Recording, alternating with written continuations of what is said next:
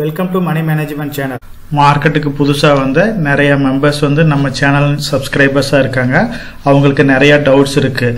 Long term investment செய்கிறதுக்கு எப்படி ஸ்டாக்கை ஐடென்டிஃபை பண்ணுறது, அதோட பாட்டம் எப்படி ஐடென்டிஃபை பண்ணுறது, எந்த அளவுக்கு போகும், அதை பற்றி இன்ஃபர்மேஷன்ஸ் சொல்லுங்கள் அப்படின்ற மாதிரி நிறையா கொஸ்டின்ஸ் கேட்டுகிட்டே இருக்கிறாங்க.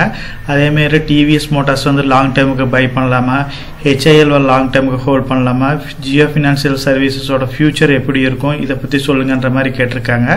ஒரு ஸ்டாக் வந்து புக் வேல்யூ கம்மியாக இருந்துச்சா அந்த ஸ்டாக்கை வந்து நம்ம பை பண்ணலாமான்ற மாதிரி டவுட்ஸ் எல்லாமே நிறைய கேட்டிருக்காங்க.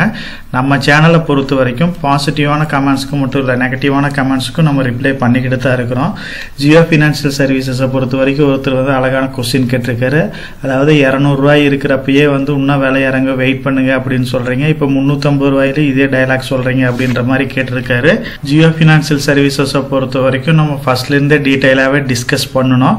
அதாவது ஜியோ ஃபினான்ஷியல் சர்வீசஸ் வந்து ஸ்பிளிட் ஆகிறப்ப பார்த்தீங்க அப்படின்னா 2 வீடியோ வந்து நம்ம போஸ்ட் பண்ணியிருந்தோம். அதில் வந்து பார்த்தீங்க அப்படின்னா மார்க்கெட்டை பொறுத்த வரைக்கும் இது 180லேருந்து 210 வரைக்கும் வர்றதுக்கு வாய்ப்பு இருக்குது அப்படின்ற மாதிரி சொல்லியிருந்தேன். இது வந்து கன்ஃபர்மேஷன் மெசேஜ் கிடையாது. இதுவுமே வந்து ஒரு அசம்ஷனில் சொன்னது தான், மார்க்கெட் கிராஃபை வச்சு யூஸ் பண்ணி சொன்னது தான். யாருமே வந்து மார்க்கெட்டில் வந்து இதுதான் பாட்டம் இதுதான் ஹை போக அப்படின்னு வந்து ப்ரிடிக்ட் பண்ணவே முடியாது. 100% ஷூராக சொல்லலாம். எல்லாமே வந்து ஒரு சின்ன கரெக்ஷன் அதோட ஃபியூச்சரை வச்சு தான் நம்ம பேச முடியுமே ஒழிய எக்ஸாக்ட் பாட்டம் வந்து ஐடென்டிஃபை பண்ண முடியாது. அப்படி ஐடென்டிஃபை பண்ற ஆளும் யாருமே கிடையாது. வாரன் பஃபட்டே இருந்தாலும் சரி, ஜுன்ஜுன்வாலாவே இருந்தாலும் சரி, அப்படி வந்து ஐடென்டிஃபை பண்ண முடியாது. ஒரு ப்ரிடிக்ஷன்ல தான் வந்து ப்ரிடிக்ட் பண்ண முடியும். நம்ம வந்து கிளியரா வந்து ஓரளவுக்கு ஐடென்டிஃபை பண்ணணும். 180 வரைக்கும் போகும்னு நம்ம ப்ரிடிக்ட் பண்ணோம், ஆனா அது போக கிடையாது. 202 முடிஞ்சு போச்சு. 210 வரைக்கும் வந்தாவே நம்ம பை பண்ணலாம் அப்படின்ற மாதிரி நம்ம சொல்லியிருந்தோம். ஸோ அதே மாதிரி வந்து பார்த்தீங்க அப்படின்னா நம்மளும் கன்சிடர் பண்ணோம். 210க்கு வரல அப்படின்னாலும் நம்ம அதுக்கு முன்னாடியே செகண்ட் வீடியோவில் என்ன பண்ணோம், 240 230 அந்த ரேஞ்ச் வர்றப்போ ஒரு 25% வாங்குங்க, 210 வர்றப்போ ஒரு 25% வாங்குங்க, 200 வர்றப்போ ஒரு ரிமைனிங் 50% வாங்குங்க அப்படின்ற மாதிரி அடுத்த வீடியோவில் டிஸ்கஸ் பண்ணோம். ஸோ இந்த மாதிரி தான் வந்து நம்மளோட வேல்யூ, அதாவது நம்ம எக்ஸாக்டாக வந்து பாட்டமில் பை பண்ண முடியாது. இப்போ ஒரு 250 ரூபா இருக்கு, அந்த ஸ்டாக் 200 ரூபா வரைக்கும் வாய்ப்பு இருக்கு அப்படின்னா நம்மளோட அமௌண்ட்டை வந்து 3 hours 4 hours ஸ்பிளிட் பண்ணிட்டு ஒவ்வொரு போர்ஷனா இன்வெஸ்ட் பண்ணா மட்டும்தான் வந்து நம்ம வந்து கரெக்டா வந்து அந்த ஸ்டாக்கை பை பண்ண முடியும். அவர் சொல்ற மாதிரி ஆப்பர்ச்சுனிட்டியை மிஸ் பண்ணக்கூடாது. அதனால வந்து ஓரளவுக்கு வேல்யூஷன் கிடைக்கிறப்ப ஒரு ஸ்டாக்ல இன்வெஸ்ட் பண்றதுனால நீங்க உங்களோட ஸ்டாக்கை வந்து 4 or 5 உங்களோட அமௌண்ட்டை ஸ்பிளிட் பண்ணி இன்வெஸ்ட் பண்ணுங்க. அப்பதான் வந்து எந்த ஒரு ஸ்டாக்கை பை பண்ண முடியும். ஸோ அதனால அவர் வந்து 350 போனாலும் சரி, அவர் லாங் டேர்முக்கு கன்சிடர் பண்ணல அப்படின்னாலும் ஒவ்வொரு ஃபால்லையும், அதாவது மினிமம் வந்து இந்த ஸ்டாக்ல வந்து இவ்வளவு இன்வெஸ்ட் பண்ண போறோம், இப்போ ஒரு போர்ஷன் இன்வெஸ்ட் பண்ண போறோம், ரிமைனிங் வந்து போர்ஷன் வெயிட் பண்றோம், அது 5% 10% கரெக்ஷன் வந்தா மறுபடியும் இன்வெஸ்ட் பண்ணலாம். ஹைல போச்சு அப்படின்னா நம்ம வந்து ஆப்பர்ச்சுனிட்டி கிடைக்கும், இன்னும் ஃபியூச்சர் நல்லா இருக்கு அப்படின்னா மறுபடியும் இன்வெஸ்ட் பண்ணலாம். ஜியோ ஃபினான்ஷியல் சர்வீசஸை பொறுத்த வரைக்கும் அதுக்கு இருந்த ப்ராப்ளமே வந்து அதனோட பிசினஸ் மாடல்ல தான். இது வந்து ரிலையன்ஸ் குரூப்ல இருந்து பிரிஞ்சு ஒரு பெரிய கம்பெனி தான், ஹோல்டிங் கம்பெனியா இருக்கு RIL. அது இல்லாம இவங்களுக்கு இன்கம்னு பாத்தீங்கன்னா RIL ஹோல்டிங் கம்பெனில இருந்து வருது. அதர் பிசினஸ் மாடல்ஸ் எல்லாம் வந்து கிளியரா இல்லாம இருந்துச்சு. இப்போ அது எல்லாமே கிளியர் ஆயிருச்சு. இவங்க பிளாக் ராக்ன்ற ஒரு கம்பெனி கூட வந்து டை அப் பண்ணியிருக்காங்க. இவங்க வந்து AMC பிஸ்னஸில் இறங்க போகிறாங்க. அதுவும் இல்லாமல் insurance, equity, Reliance retail finances இதில் எல்லாமே வந்து இவங்க வந்து பார்ட்டிசிபேட் பண்ண போகிறாங்க. இவங்க செக்யூர் லோன்ஸ் ப்ரொவைட் பண்ண போகிறாங்க, அன்செக்யூர் லோன்ஸ் கஸ்டமர்ஸ்க்கு எல்லாம் ப்ரொவைட் பண்ண போகிறாங்க. இது எல்லாமே வந்து பார்த்தீங்க அப்படின்னா ஜியோ ஃபினான்ஷியல் சர்வீசஸோட ஃபியூச்சர் வந்து நல்லா இருக்குது. அது இல்லாமல் இவங்க வந்து எனர்ஜி செக்டர் ஆகட்டும், அதர் செக்டர் ஆகட்டும், அதுக்கு எல்லாமே லோன், அதாவது ரிலையன்ஸோட லோன் எல்லாம் ஜியோ ஃபினான்ஷியல் சர்வீசஸ்ல இருந்தே பை பண்ணலாம் அப்படின்ற மாதிரி டிசைட் பண்ணிட்டு இருக்காங்க. அந்த மாதிரிலாம் பண்ணாங்க அப்படின்னா இது வந்து ஒரு பெரிய கம்பெனியா மாறுறதுக்கு வாய்ப்பு இருக்கு. இப்பயே மார்க்கெட் கேப் பாத்தீங்க அப்படின்னா 2 லட்சம் கோடிக்கு மேல இருக்கு. அது இல்லாம பாத்தீங்க அப்படின்னா லார்ஜ் கேப் கம்பெனில லிஸ்ட் ஆயிருச்சு. பஜாஜ் ஃபினான்ஸ் அடுத்து இருக்கிற ஒரு பெரிய கம்பெனியா இருக்குது. அதனால லாங் டேர்ம் பாயிண்ட் ஆஃப் வியூல நீங்க டெஃபினட்டா இதை கன்சிடர் பண்ணலாம். நீங்க 5 to 10 years வெயிட் பண்ற அப்படி இருந்துச்சு அப்படின்னா இந்த ஸ்டாக்கை வந்து டெஃபினட்டா கன்சிடர் பண்ணுங்க. இது எல்லாமே நல்ல ரிட்டர்ன் கொடுக்கக்கூடிய ஸ்டாக்ஸ் தான். புக் வேல்யூ வந்து கம்மியா இருந்தா நம்ம ஸ்டாக் பை பண்ணலாமா அப்படின்ற மாதிரி ஒரு கொஸ்டின் கேட்டிருக்காங்க. விஸ்வநாதன்றவர். எப்பயுமே வந்து புக் வேல்யூ மட்டும் பார்த்து நம்ம ஒரு ஸ்டாக்கை வாங்கக்கூடாது. growth oriented ஸ்டாக்காக இருக்கணும். கண்டிப்பாக வந்து அதோட ஃபியூச்சர் growth நல்லா இருக்கணும். அதை ப்ரிடிக்ட் பண்ணுறது அதோட பிஸ்னஸ் மாடல் வந்து ஃபியூச்சரில் சப்போர்ட் பண்ணுற மாதிரி இருந்தால் மட்டும்தான் வாங்கணும். அட்லீஸ்ட் புக் வேல்யூ மட்டும் கம்மியாக இருக்குன்றதுக்கோசரம் எந்த ஒரு ஸ்டாக்கையும் வந்து நீங்கள் பை பண்ணிடாதீங்க. அதோட ஃபியூச்சர் growthம் சரி, நெக்ஸ்ட் 20 years 30 years அதோட ஃபியூச்சர் மாடல் நல்லா இருந்துச்சு, அதாவது பிஸ்னஸ் மாடல் நல்லா இருந்துச்சுன்னா மட்டும் கன்சிடர் பண்ணுங்க. HAL ஷேரை கன்சிடர் பண்ணலாமா லாங் டேர்முக்குன்ற மாதிரி கேட்டிருக்காங்க ராமன் கோபால்ன்றவர். HAL ஷேர் வந்து ஒரு நல்ல ஷேர் தான். இதோட ப்ரொமோட்டர் ஹோல்டிங் வந்து 71% இருக்கு. இண்டஸ்ட்ரி PE 70 இருக்கு, PE வந்து 38 இருக்கு. ஸோ என்னோட பாயிண்ட் ஆஃப் வியூவில் HALக்கு பதிலாக பார்த்தீங்க அப்படின்னா நிறைய பிரைவேட் கம்பெனிஸே இருக்கு. இவங்க வந்து பார்த்தீங்க அப்படின்னா டிஃபென்ஸ் செக்டரில் ஒரு முக்கியமான பிளேயராக இருக்காங்க. டிஃபென்ஸ் செக்டர்லேயே பார்த்தீங்க அப்படின்னா இப்போ டாட்டாலேயே இருக்கு. அதே மாதிரி பார்த்தீங்க அப்படின்னா L&Tல இருக்கு. ஸோ இந்த மாதிரி குவாலிட்டியான கம்பெனியை கன்சிடர் பண்ணால் இதை விட பெட்டரான ரிசல்ட்ஸ் கொடுக்க நிறைய வாய்ப்பு இருக்கு.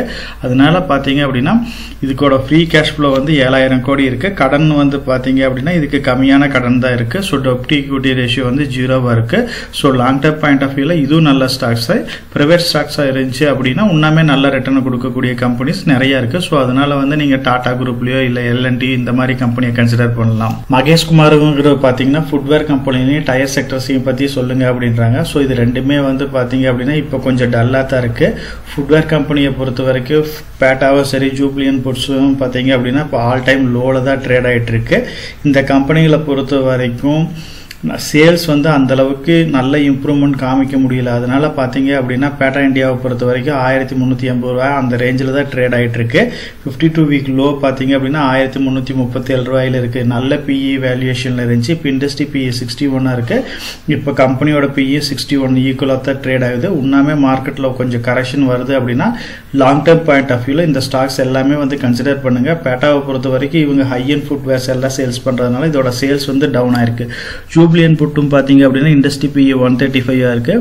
இது கம்பெனிக்கு பார்த்தீங்க அப்படின்னா 135 இருக்கு. இதையுமே பார்த்தீங்க அப்படின்னா 453, அதாவது 52 வீக் லோக்கு நியராக தான் ட்ரேட் ஆகிட்டு இருக்கு. இந்த ரெண்டு கம்பெனியை பொறுத்த வரைக்கும் ஜூப்ளியன் புட்வேர்ஸ் வந்து கடன் கொஞ்சம் ஜாஸ்தியாக இருக்கு. டெப்ட் ஈக்விட்டி ரேஷியோ 1.25 இருக்கு. அதே பேட்டாவுக்கு பார்த்தீங்க அப்படின்னா 0.90 இருக்கு. ஸோ கடன் ஜாஸ்தியாக இருந்தாலும் லாங் டேர்ம் பாயிண்ட் ஆஃப் வியூவில் பேட்டாவை கன்சிடர் பண்ணலாம். இன்னும் ஒரு 10% பேட்டா கரெக்ஷன் ஆகுது அப்படின்னா கண்டிப்பாக ஃபோக்கஸ் பண்ணுங்க. டயர் கம்பெனியை பொறுத்த வரைக்கும் அப்போலோவும் MRF நல்லா பர்ஃபார்ம் பண்ணிட்டு இருக்காங்க.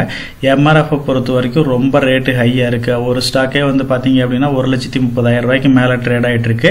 இதோட டெப்ட் ஈக்விட்டி ரேஷியோ வந்து 0.20 இருக்கு. அப்போலோ டயரை பொறுத்த வரைக்கும் பாத்தீங்க அப்படின்னா இதோட டெப்ட் ஈக்விட்டி ரேஷியோ 0.43 இருக்கு. ஆட்டோ செக்டரை பொறுத்த வரைக்கும் டயர் செக்டர் ஒரு இம்பார்ட்டன்டான செக்டர் தான். ஸோ அதனால வந்து டயர் செக்டரோட ஃபியூச்சரும் நல்லா இருக்கும். இந்த மாதிரி குவாலிட்டியான கம்பெனிஸ்லாம் வந்து மார்க்கெட்டில் ஏதாச்சும் கொஞ்சம் இன்னும் கரெக்ஷன் ஆகுது அப்படின்னா அந்த மாதிரி டைமில் வந்து டெஃபினட்டாக கன்சிடர் பண்ணுங்க. இதெல்லாம் வந்து நல்ல ஒரு ரிட்டர்னை கொடுக்கக்கூடிய ஸ்டாக்ஸ் தான். ஃபுட்வேர் கம்பெனியை பொறுத்த வரைக்கும் லாஸ்ட் 2 இயர்ஸாக பேட்டா வந்து எந்த ஒரு மூவ்மெண்ட்டும் இல்லாமல் தான் இருக்கு. இன்னுமே கரெக்ஷன் ஆகும். கரெக்ஷன் ஆச்சு அப்படின்னா நீங்க வந்து 5 to 10 இயர்ஸ் வெயிட் பண்ற அப்படின்னா இந்த மாதிரி குவாலிட்டியான கம்பெனிஸ் எல்லாமே கன்சிடர் பண்ணுங்க. நெக்ஸ்ட் சப்ஸ்கிரைபர் பார்த்தீங்க அப்படின்னா TVS மோட்டார்ஸை பற்றி கேட்டிருக்காரு.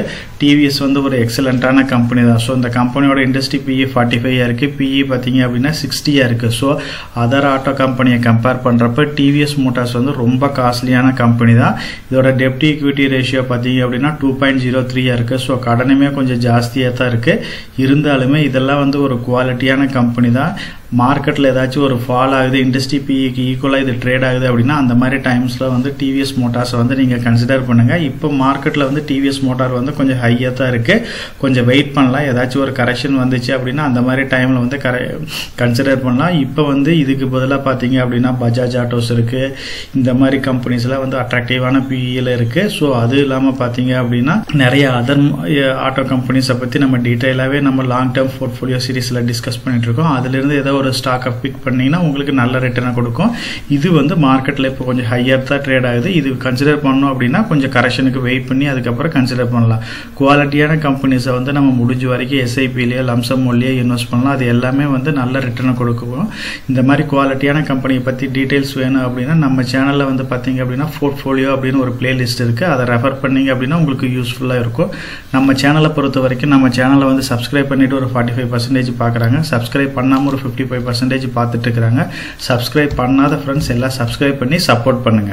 நம்ம சேனல் மெம்பர் கம்யூனிட்டியில போர்ட்ஃபோலியோ அப்டேட், அதாவது என்னோட போர்ட்ஃபோலியோல என்ன ஸ்டாக் பை பண்றேன், என்ன ஸ்டாக் செல் பண்றேன், என்னென்ன சேஞ்சஸ் பண்ணிட்டு இருக்கேன், இதை பத்தி இன்ஃபர்மேஷன்ஸ் வந்து ஷேர் பண்ணிட்டு இருக்கேன். டெய்லி மார்க்கெட் அப்டேட் வந்து முடிஞ்ச வரைக்கும் போஸ்ட் பண்ணிட்டு இருக்கேன். கார்பரேட்ல என்னென்ன ஈவென்ட் இருக்கு, நம்மளோட இந்திய எக்கனாமியை பத்தி ஒரு சில யூஸ்ஃபுல்லான இன்ஃபர்மேஷன்ஸ் எல்லாமே ஷேர் பண்ணிட்டு இருக்கோம். மெம்பர் கம்யூனிட்டியில ஜாயின் பண்ணி இதை ரெகுலரா ஃபாலோ பண்ணீங்க அப்படின்னா உங்களுக்கு நாலேஜ் இம்ப்ரூவ் ஆகிறது மட்டும் இல்லாம உங்களோட போர்ட்ஃபோலியோவை ஹெல்த்தியா பில்ட் பண்றதுக்கு எல்லா வகையிலும் சப்போர்ட்டிவா இருக்கும். இப்ப டிஸ்கஸ் பண்ண இன்ஃபர்மேஷன் எல்லாம் உங்களுக்கு யூஸ்ஃபுல்லா இருக்கும்னு நினைக்கிறேன். இந்த வீடியோ உங்களுக்கு யூஸ்ஃபுல்லா இருந்துச்சு அப்படின்னா நம்ம சேனலை வந்து சப்ஸ்கிரைப் பண்ணுங்க, நம்ம வீடியோவை லைக் பண்ணுங்க, ஷேர் பண்ணுங்க. கமெண்ட் செக்ஷன் ஓப்பன்ல தான் இருக்கு. சோ இந்த வீடியோ பத்தி உங்களோட ஒப்பீனியன் என்ன, இதுல என்னென்ன டவுட்ஸ் இருக்கு அப்படின்னு நீங்க கமெண்ட் செக்ஷன்ல போஸ்ட் பண்ணீங்க அப்படின்னா உங்களுக்கு மட்டும் இல்லாம நம்ம வியூவர்ஸ் எல்லாத்துக்குமே நல்ல ஒரு சப்போர்ட்டிவா இருக்கும். நான் ஒரு செபி ரிஜிஸ்டர்ட் அட்வைசர் கிடையாதுங்க. நம்ம சேனல்ல போடுற வீடியோக்கள் எல்லாமே வந்து பாத்தீங்கன்னா எஜுகேஷனல் ஆர் இன்ஃபர்மேஷன் பர்பஸ்க்கோசரம் போஸ்ட் பண்ற வீடியோக்கள் தாங்க. இன்வெஸ்ட்மெண்ட்னா கண்டிப்பா ரிஸ்க் இருக்கும். அதனால நீங்க உங்க ஃபினான்சியல் அட்வைசர் டிஸ்கஸ் பண்ணியோ இல்ல நீங்களா ஓன் டிசிஷன் எடுத்தோ இன்வெஸ்ட் பண்ணுங்க.